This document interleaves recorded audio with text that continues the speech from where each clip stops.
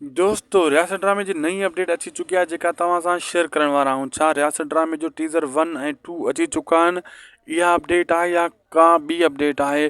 सॼी clear cut करे ॻाल्हि तव्हांखे ॿुधायूं था हिन नंढिड़े वीडियो में। हिनखे आख़िर ताईं ॾिसंदा ऐं सभ खां पहिरियां जीअं हीअ अपडेट तव्हांखे मिले त पोइ हिन वीडियो खे लाइक शेयर ऐं सब्सक्राइब बि करे छॾींदा, छो त हीअ अपडेट तव्हांजे लाइ ज़बरदस्त आहे जेका सिंधी ड्रामा आहिनि जेका इंतज़ार में आहिनि त सिंधी ड्रामो अचे। हलूं था अपडेट की तरफ, तव्हांजो घणो टाइम भी वेस्ट नथा कयूं। दरअसल दोस्तों 1 टीज़र 2 टीज़र 3 टीज़र ऐं टीज़र 4 तव्हां पंहिंजा बि ड्रामे जा ॾिठा। हाणे तव्हांखे प्रोमो जो इंतज़ारु आहे, उन जो प्रोमो अचण वारो आहे। बाक़ी बचो रियासत सोप सीरियल, हिन जो प्रोमो जा टीज़र कॾहिं ईंदा? दोस्तों हिन ड्रामे जो टीज़र हिन महीने जी आख़िरी ॾियारनि में अची वेंदा ऐं जीअं 12हों महीनो नओं बीहंदो तव्हांखे हिन जा फुल टीज़र ऐं प्रोमो बि मिली वेंदा रियासत सोप सीरियल जा।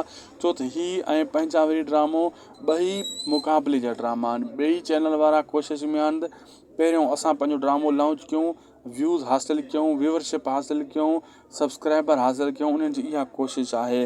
पर ॾिसूं हर कंहिंजो पंहिंजो नसीबु आहे। ड्रामा त ॿई वॾे स्केल जा ड्रामा आहिनि, ॿिन्ही में सभु अदाकार भला आहिनि ऐं इहा त पोइ ख़बर पवंदी कहाणी जे हिसाब सां। बहरहाल दोस्तों तव्हांखे 2-3 ॾींहं इंतज़ारु करिणो आहे। हिन जा टीज़र 1 2 3 4 5 अचण वारा आहिनि।